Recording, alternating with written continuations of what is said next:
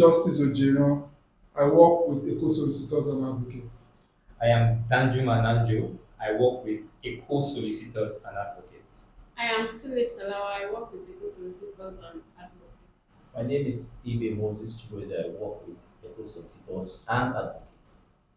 Okay, what we have decided to talk about today is when there is a situation of real fear that somebody is owing a person money or an organization money, can be 1 billion, 2 billion, 3 billion, 50 million, 100 million, which recurs from time to time. What usually, if it is less than 5 million, we already know that there's a small claims court to rush to Lagos State, and 60 days that will be sorted, they will most likely get judgment. What options do you think are open to such a person in order for them to be able to recover the money? We must also remember that we are talking about this against the backdrop of the fact that judgments in this country, final judgments in this country, take time and is a real problem. Now, John, you want to pick it up? Yes, there is a tool we can use in trying to recover or to get a solution to that. The MAREVA injunction is one of the important tools we can use in order to secure the property or the prospective judgment of any court in order for the judgment of the court not to be stale at the end. Not to be stale at the end. When judgment is eventually given, the defendant may probably, if judgment is in his favor, not get anything. In Do you that, mean the defendant or the claimant? a claimant, sorry, thank you. A yeah, claimant yeah. would not get anything after judgment is given. Now, the courts can. Why do you think? Wait, just let's Salah. Okay. Can you take it up from where? Why do you think that it may become stale? The claimant may be defeated. Why MAREVA? Okay, the essence of my injunction is actually to it's just for the court to give an order that the money the defendant has or the physical, maybe liquid property or physical property the defendant has, the court will give an order that such the restraining the defendant from actually moving the property from that same jurisdiction to another jurisdiction. I think that's the essence of my mind, just to restrain the defendant from moving the property or whether liquid or physical property from within the same jurisdiction, even if the action is actually instituted to another jurisdiction. Is it a reality? Can it actually happen? The people japa with other people's money Yes, and property?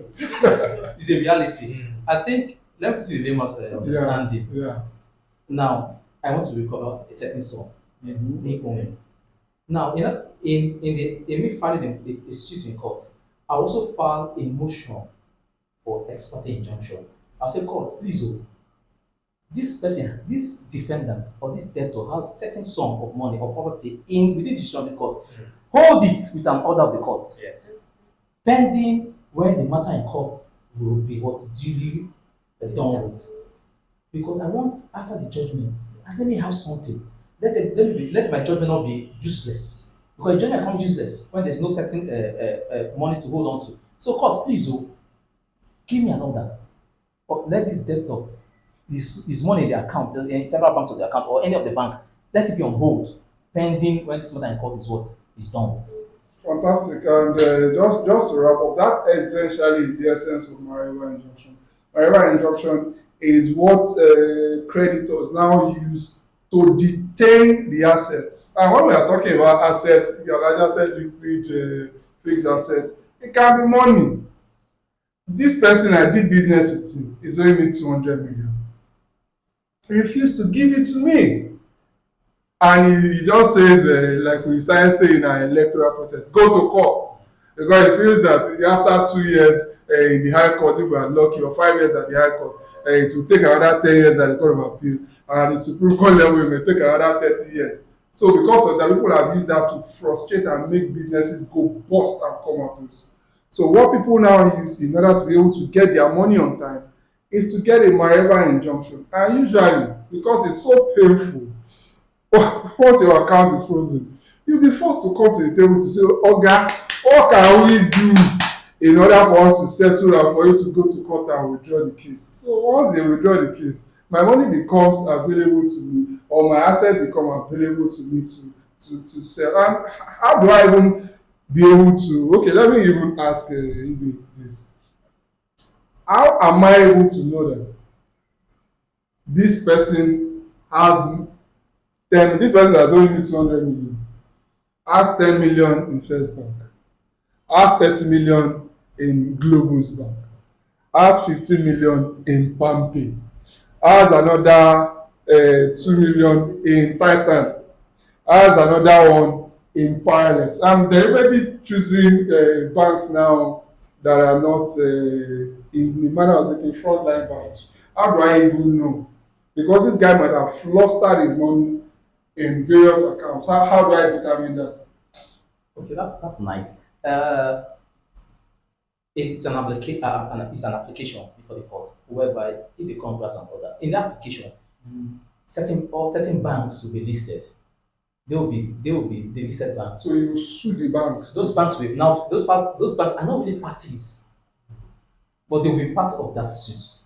After which, when that order is granted, they will now have to file an affidavit of compliance, stating if the debtor This person has 15 million with has us. 15 million with us. This one one has standing 5 to million say he with has us. 5 million with us. Now, and upon that they were attached to the account, But then reflecting. you didn't tell us the name of the application. You only said application. No. It can still be MAREVA. It's a MAREVA application. It's a MAREVA application. It's still MAREVA. Yes. That actually has all those. So these plans will be listed. So they will now file an order of compliance stating either that part, whether or not that debtor, who is not the defendant in that suit, has certain amount to them or not. Okay. Now, if then upon which it is stated in the order of compliance, then you now know a certain sum that's available for you after the judgment has been gotten. And another thing, just to add to what Ibe has said, is we must also remember that MAREVA doesn't mean that the account of that person entirely be frozen. The court will usually put a rider that, oh, he has 1 billion in that account. MAREVA covers 200 million. And this person is owing me, or is owing this other person. So that's usually is the essence of MAREVA. And if you happen to be the victim of MAREVA, if you are having to now retain us or any other set of persons as lawyers to fight against a MAREVA injunction, Danjuma, what do you think your argument will be? Or Salah, or who wants to take the question? How do you go against a MAREVA injunction? A MAREVA injunction has been given against your client. All the banks are frozen. Your client cannot even access anymore in order to be able to do anything. I know it is practically ground zero. It is doomsday for any business. So how do you react?